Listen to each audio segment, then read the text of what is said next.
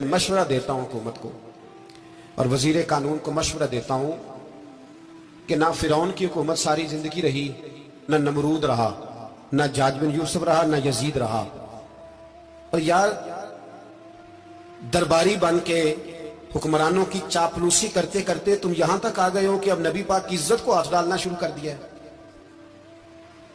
اور آپ یقین کریں سیاسی جماعتوں کا اتنا برا حال ہے کہ ان کے لیڈر کے بارے میں کوئی بات کرے تو پاگل ہو جاتے ہیں یہ احتجاج کر کر کے، اور اس نے ڈائریکٹ کہہ دیا کہ ختم نبوت کا مسئلہ ہی کوئی نہیں، جو دین کی بنیاد ہے کسی کو پرواہ نہیں۔ مجھے تو ان لوگوں کی فکر ہو رہی ہے جن لوگوں نے انہیں ووٹ دیے ہیں، وہ اللہ کو کیا جواب دیں گے۔ اور یہ اللہ ماشاءاللہ ساری سیاسی جماعتیں اس طرح کی۔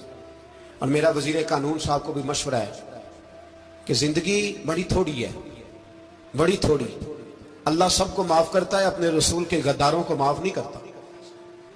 اور یہاں تمہاری گاڑیوں پہ جھنڈے لگے ہوئے ہیں، وہاں بھی تمہارے جھنڈے لگیں گے، پر اس لیے لگیں گے کہ یہ غدار ہے ناموس رسالت کے، یہ جھنڈے لگیں گے۔ شرم کرو اور ڈر جاؤ، بس کر دو۔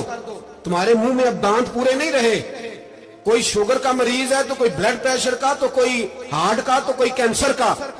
شرم کرو اور اپنی قبر کی بھی تھوڑی سی فکر کرو۔ بتاؤ پاکستان کے کتنے صدر گزرے، وزیر اعظم گزرے، تو ان کی قبریں کہاں ہیں؟ کوئی جاتا ہے ان کی قبروں پہ؟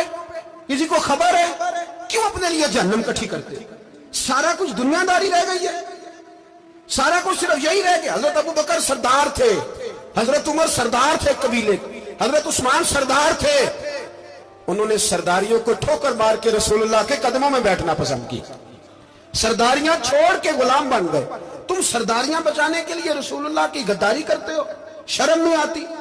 اور قوم شکوہ ہے مجھے ان لوگوں سے جو مولوی تو کہہ دیتے ہیں تو سیاست نہ کر، اور کسی سیاستدان کو منع نہیں کرتے کہ جب تجھے سورت فاتحہ بھی نہیں آتی تو تجھے کس نے اجازت دیا اتنی بڑی بات؟ اور میں نے پچھلے سے پچھلے جمعے بھی کہا تھا، پھر کہتا ہوں اور آن دی ریکارڈ کہتا ہوں، مرزائی کل بھی کافر تھے، آج بھی کافر، اور قیامت تک، اور جو ان کے کفر میں شک کرے وہ بھی، اور پکا بے ایمان ہے، کافر ہے۔ وہ وزیر قانون ہو یا صوبائی ہو یا وفاقی ہو، من شک فی کفر ہی فقط کفر، جو مرزائی کے کفر میں شک کرے وہ بھی کافر ہے۔ ہمارے رسول آخری رسول ہے، ہم کسی کو یہ اجازت نہیں دیں گے کہ وہ ختم نبوت میں رخڑا ڈالنے کی کوشش کرے، ہم کسی کو یہ اجازت ہے۔ اور تم نے قوم کو لوٹا، لوٹتے رہو، اب ایمان پہ ڈاکے تو نہ ڈالو۔ تمہیں دولت لوٹ کے پیٹ نہیں بھرا، اب ایمان لوٹنا شروع کر لیا ہے۔ تمہارا فیکٹریاں لوٹ کر، قومی خزانہ لوٹ کر پیٹ نہیں بھرا، بھائی مانو اب دین بیچ کر اپنی حکومتیں پکی کرو گے۔ اور وہ لوگ بھی تیار ہو جائیں جو ان بے ایمانوں کو منتخب کرتے ہیں، ان سے بھی سوال کرے گا ختم نبوت کا موضوع قیامت کے دن کہ تم بتاؤ۔ ان کو سپورٹ کرتے تھے جو رسول اللہ صلی اللہ علیہ وسلم کے بعد بھی کسی نبی کو نبی ماننا درست جانتے تھے۔ شرم آنی چاہیے، خیال ہونا چاہیے۔ اور میں نے کہا کہ ہمارا دل نہیں چاہتا، آپ یقین کریں، ہمیں شوق ہے جلوس نکالنے کا، تمہارے خلاف باتیں کرنے کا۔ تم نے روز تھرمامیٹر نکالا ہوتا ہے، چیک کرتے ہو کہ ایمان کتنا ہے کتنا نہیں ہے۔ یہ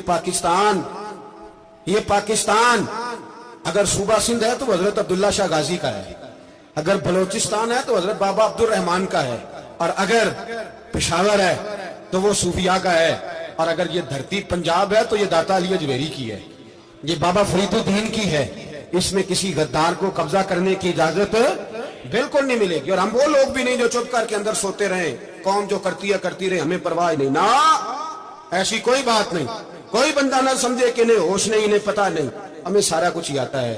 پھر اگر کل کو کوئی ممتاز قادری پیدا ہو گیا تو شکوہ نہ کرنا، کل کو کوئی پھر سے عامر چیمہ نکل آیا تو شکایت نہ کرنا، یاد رکھنا۔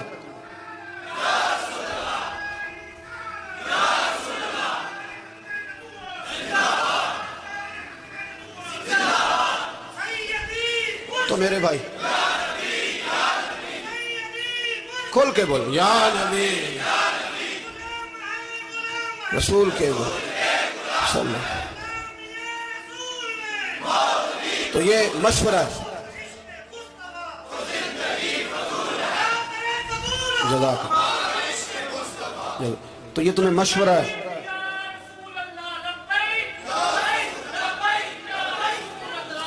میری بات سنیں، یاد رکھیں یہ لوگ بعد میں پچھتاتے ہیں، پھر مناظرے کراتے پھرتے ہیں، اس نے صحیح کیا کہ غلط کیا، پھر انہیں ہوش آتی ہے بعد میں، پھر ان کے ہواری نکل نکل کے میدانوں میں دلیلیں دیتے ہیں۔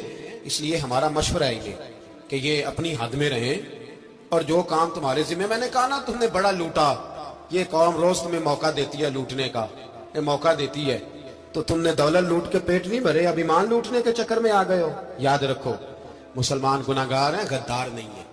تمہیں دولت لوٹنے کا تو شاید موقع مل گیا ہے، پر ایمان لوٹنے کا موقع نہیں ملے گا، تو اس لیے اس کو لگام دو۔ اور ویسے بھی کتا جو پالتو ہوتا ہے نا، اس کو گھر کے اندر سنگلی سے باندھ کے رکھنا چاہیے۔ یہ تمہارے بوٹ بوٹ چاٹتے ہیں، بھونکتے ہیں تمہارے حق میں، وزارتیں لیتے ہیں، ہم نے تو کوئی وزارت نہیں لی تم سے، اور نہ ہمیں شوق ہے، اس لیے کہ ممبری کیا کرنی ہے جس کو ممبر رسول عطا کر دیا جائے، اس نے کیا کرنی ہے یہ ممبریاں جس کو پکا پکا ممبر رسول دے دیا جائے، تو اس لیے اس سے باہر آؤ۔ میں نے کہا بڑے بڑے نمرود، فرعون، قارون دفن ہے، تمہارا بھی نام تک نہیں ہوگا، بالکل نام نہیں ہوگا۔ اس لیے ہمارا مشورہ، اور آپ لوگ بھی آئیں نا یہ اگلے سال، تو ان کو کھڑا کر کے پوچھ لینا، اسلامی جمہوریہ پاکستان کا تم نے ایم پی ایم نے بننا ہے، پہلا کلمہ ہی صحیح سنا دو، چلو خدا کا واسطہ یہی بتا دو کہ تمہیں نماز بھی ڈھب سے آتی ہے کہ نہیں، اور آپ کی موج ہے، آپ بٹھا لیتے ہیں سر پہ، کیا کریں، سمجھانے والے مفت گناہ گار ہو گئے اور بہکانے والے سب تمہارے یار ہو گئے، اس لیے یہ چھیڑتے ہیں جان بوجھ کے، اور پھر جب کوئی ممتاز قادری علیہ رحمہ پیدا ہوتے ہیں پھر انہیں دشواری ہوتی ہے، پھر ان کا جینا مشکل ہو جاتا ہے، یہ موقع دیتے ہیں، پتہ نہیں کس کے ایجنڈے پہ عمل کر رہے ہیں۔ میرا سوال یہ ہے، میں نے پچھلے جمعے پھر میرا سوال ہے کہ میں پوچھتا ہوں اس آدمی کو ضرورت کیا ہے ختم نبوت پر بات کرنے، جب امت مسلمہ کے متفق کا فیصلہ ہے کہ مرزئی کافر، اسمبلی نے بل پاس کر دیا کہ مرزئی، ان کو اقلیت قرار دے دیا، اور جب سے وہ اقلیت بنے نہ ہم نے ان کی عبادت گاہ جلائی، نہ ہم نے ان کو قبروں سے نکالا، نہ ہم نے، بس ٹھیک ہے جیسے عیسائی رہتے ہیں، یہودی سے کس ملک میں رہتے ہیں وہ بھی رہے، اقلیت بن کے رہے، کوئی اعتراض، پر تم انہیں کھینچ کھونچ کے کیوں قریب کرتے ہو، تمہارا کیا جرانہ ہے ان کے ساتھ، بتاؤ تو صحیح۔ ان لوگوں سے ان کو چاہیے اپنے منہ میں لگام ڈالیں، اور اگر نہیں ڈالیں گے پھر انشاءاللہ ڈالی جائے گی۔